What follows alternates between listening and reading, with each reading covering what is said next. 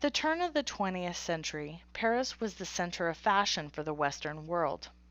Designers like British-born Charles F. Worth, Jean Paquin, and Calot-Sur designed for members of royalty, socialites, and other wealthy clientele.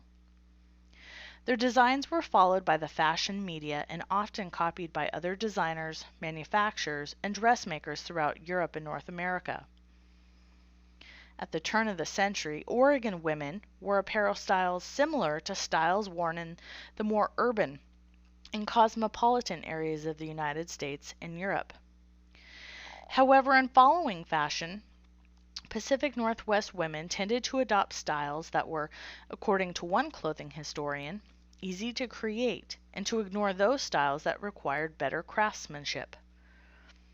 Margaret Lambert noted that, though Northwest American women wore simplified and easy-to-construct styles, they were surprisingly fashionable. Sally Helvinson noted a slight time lag from the moment styles were introduced in Paris and adopted by high society women in New York, Pittsburgh, Chicago, and other cities throughout the United States, before the style, in a modified form, made its way throughout the rest of the country. The style lag was attributed to the time it took pattern companies to assess, adapt, and incorporate European fashion into their styles. It also took time for the magazines and patterns to be distributed and for the garments to be made. The purpose of this paper was to determine the usefulness of Rogers's theory of diffusion of innovations related to a single case study of historical style adoption. The adoption and diffusion of capes in turn-of-the-century Oregon. While researching late 19th and early 20th century outdoor extant Oregon garments, we found large numbers of capes and wondered about the influences on their adoption and use. An innovation is an object or idea that is perceived to be new. The diffusion of an innovation is the spread of this object or idea within and across social systems over time. Time is an important characteristic of the diffusion of innovations. Innovations may diffuse throughout social groups rapidly or slowly. Innovations may even skip an entire social group. According to Rogers, whether members of a particular social system adopt a new innovation depends on certain characteristics that influence its rate of acceptance, including relative advantage, compatibility, complexity, triability, and observability. The innovation will be adopted if an individual or group considers it to be an improvement over what was used, or in this case, worn before it. The new innovation must be compatible with the lifestyle and self-concept of the individual or group adopting it. The new innovation must not be too complex to use or to implement. An individual or group must be able to try out and experiment with the new innovation before they decide to adopt it or reject it. Finally, the results of adopting the new innovation must be visible to others, which enhances its visibility and furthers the diffusion process. Rogers identified 5 states that people experience when deciding to adopt or reject an innovation. These include knowledge, persuasion, decision, implementation, and confirmation. Knowledge is when an individual or group first becomes aware of the new item. During the persuasion stage, an individual forms an opinion of the innovation. During the decision phase, the individual decides whether to try out or reject an innovation. But during the implementation phase, the individual makes a final decision of whether to fully adopt or reject the innovation. Finally, during the confirmation phase, the individual decides whether to continue using the new innovation or to pursue other items or technologies. Much of the published literature has focused on how, or more precisely who, helps introduce a new innovation to a particular social group. With regards to fashion, innovators are generally more interested in fashion and keeping current with the latest trends than others. They read fashion publications, tend to spend more time and money shopping than others, and have an intrinsic need for variety. Innovators may include fashion designers and apparel manufacturers. Early adopters are those that adopt the trend early in the adoption cycle, and they help others in a social group decide what looks good, what to buy, and helps to shape others' opinions of new innovations. Once the innovators and early adopters are seen wearing and heard discussing a new innovation, others are likely to adopt the style since the innovators and early adopters have made it safe to do so. Opinion leaders might be early adopters who help others in a social group decide what looks good, what to buy, and help shape others' opinions of the new innovations. Opinion leaders can also include fashion editors and others in the media who report on new fashions.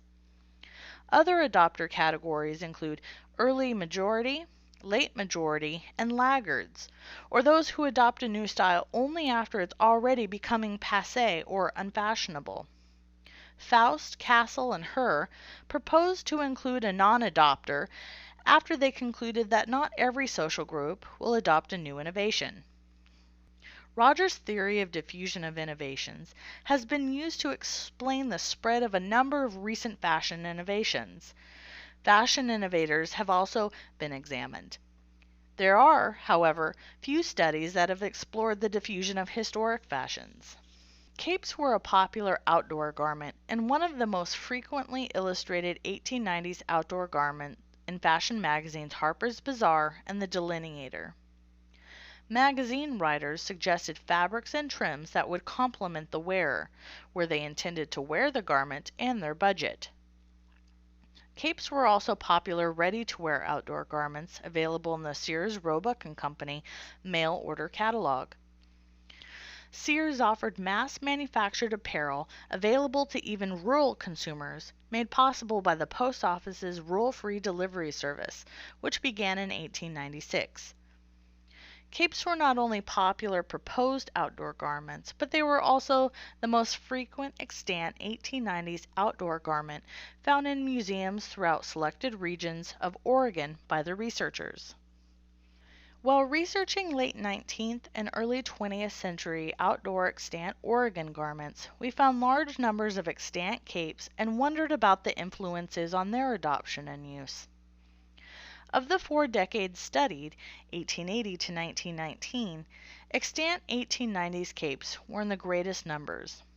While capes are quite old in origin, they are not a consistently fashionable style. They made a fashion comeback in the late 19th century when the large puffy sleeve was in style.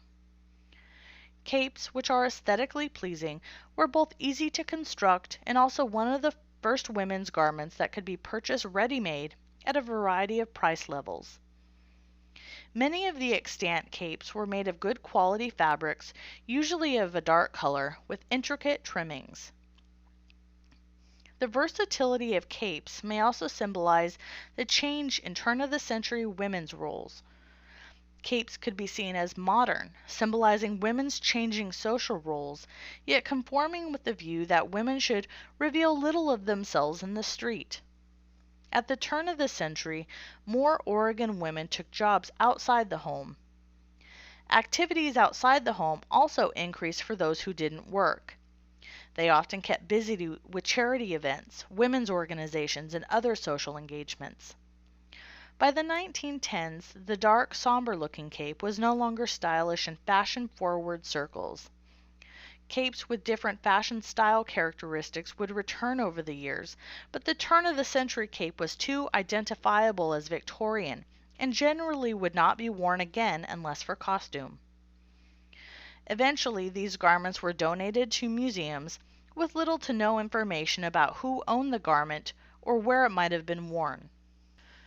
To examine the popularity of capes in the 1890s, those capes with provenance, though few in number, may shed some light about the women who wore them and their adoption and diffusion.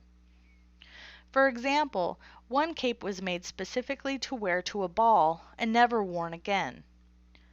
While many explanations are possible, the owner was perhaps an early adopter who stopped wearing her cape when more women adopted capes, or maybe she had nowhere special to wear her cape. Most existing cape stories were about multiple uses and multiple owners, suggesting that some Oregon women did not always have fashionable outdoor garments. The cape was likely adopted by women who need an outdoor garment to fit over the voluminous sleeve style. Fashion magazines of the 1890s were filled with descriptions and illustrations of capes. Dress historian Sandra Buckland discusses the importance of historic research in making new connections among disciplines through developed theories like Rogers's theory of diffusion of innovations. Developed theories like this one can help historians answer the so what of their research, and it can enhance dress scholarship by helping to generalize research to others. Rogers' Diffusion of Innovations framework provides historians with useful concepts with which to consider style changes. While limited records and artifacts restricts the ability of the scholar to test the framework, all 5 of Rogers' characteristics appear to have been present during the 1890s adoption of the cape in Oregon, indicating fashion diffusion. The cape was adopted by women from a variety of social classes and fit over the voluminous sleeves popular during the period, i.e., a relative advantage. The cape fit women's changing social roles, i.e., compatibility. The cape was not complex and fit a variety of lifestyles.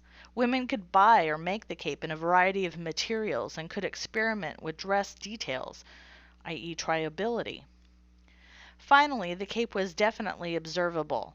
With more active women outside the home, their use of the cape would be noticeable. The cape could also be seen illustrated in a variety of print media and available to purchase in mail order catalogs or at local stores.